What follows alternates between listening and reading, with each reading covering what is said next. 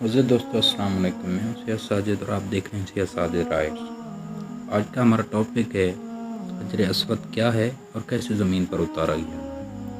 حضرت آدم علیہ السلام کو جب جنت سے زمین پر اتارا گیا تو لکھا یہ ہے کہ آدم علیہ السلام جب وہاں سے چلنے لگے ہیں تو انہوں نے وہاں سے وہ حجر اسود کو اٹھا لیا، یعنی بیٹھنے کے لیے ایک سیٹ کے طور پر حجر اسود کو بغل میں لے لیا اور زمین پہ اتار دیے گئے۔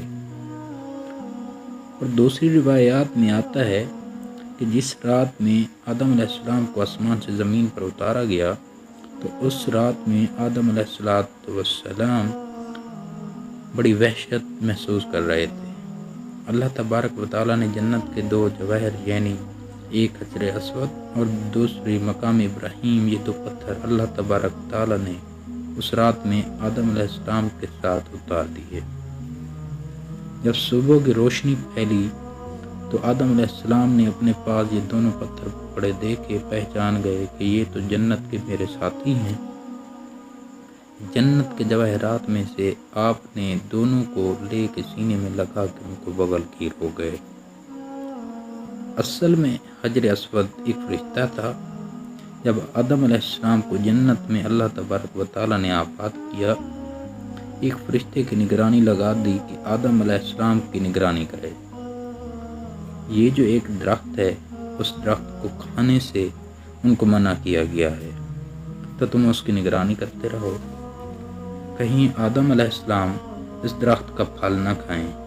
چنانچہ یہ فرشتہ وہ ہے جو آدم علیہ السلام کی نگرانی کرتا رہا، تو آدم علیہ السلام بھی محتاط رہے۔ اللہ کے ہاں یہ ہونا تھا، یہ مقدر تھا، تو اللہ تبارک و تعالیٰ نے آدم علیہ السلام سے اس فرشتے کو اوجھل کر دیا۔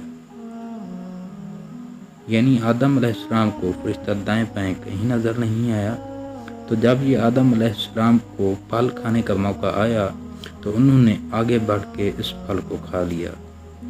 جیسے ہی پھل کھایا تو اللہ تبارک و تعالیٰ کے ہاں ظاہر ہے ایک خاص قسم کا غضب نازل ہوا کہ یہ تمہیں منع کیا گیا تھا تو کیوں کھایا۔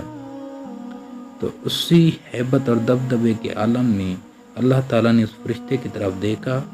جب اس ہیبت کے عالم میں اس فرشتے کو دیکھا ہے تو فرشتہ خوف سے پتھر بن گیا اور وہ حجر اسود کی شکل کے اندر قائم ہو گیا، اور جس کو آدم علیہ السلام زمین پہ لائے اس کی تائید ایک دوسری صحیح حدیث یہ ہوتی ہے کہ نبی کریم صلی اللہ علیہ وآلہ وسلم فرماتے ہیں کہ کل روز قیامت میں جب حجر اسود میدان حشر میں آئے گا تو اس کے دو کان ہوں گے، اس کی دو آنکھیں ہوں گی، اس کی زبان بھی ہوگی، باقاعدہ ہاتھ ہوں گے، گویا کہ پورے ہاتھ پیر کے ساتھ یہ میدان حشر کے اندر پہنچے گا۔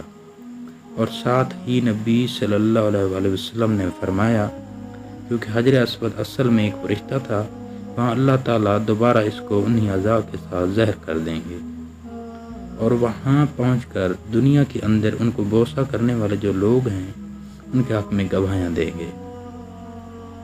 تو معلوم ہوا کہ یہ حجر اسود ایک فرشتہ ہے کہ دنیا کے اندر جو لوگ ہیں جو اس کو بوسہ دیتی ہیں وہ تختی پر نوٹ ہو جاتا ہے کہ اس آدمی نے مجھے بوسہ دیا، اس کے گناہ معاف کر دیے گئے، تو کل روز قیامت میں وہ اس کی گواہی دے گا۔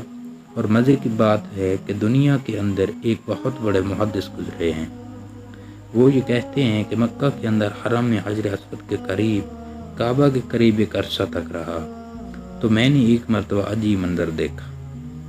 یہ حجر اسود وہاں سے نکلا اور اس کے دونوں ہاتھ تھے، پیر بھی تھے، اس کے کان اور پوری ایک انسانی شکل میں نکلتا ہے، وہ نکلا اور کافی دور تک ٹہلتا ہوا اور دوبارہ اسی جگہ قائم ہو گیا اور اسی طرح پتھر کی شکل اختیار کر دی۔ اس روایت سے تائید ہو گئی ہے، حدیث میں آتا ہے کہ جب حجر اسود کو کوئی حج یا عمرہ کرنے والا بوسہ دیتا ہے تو حقیقت میں وہ اللہ سے مصافحہ کرتا ہے، تو وہاں حجر اسود کو مصافحہ گویا کہ اللہ تعالیٰ سے مصافحہ ہے، اسے اللہ تعالیٰ گناہ کو معاف کر دیتے ہیں۔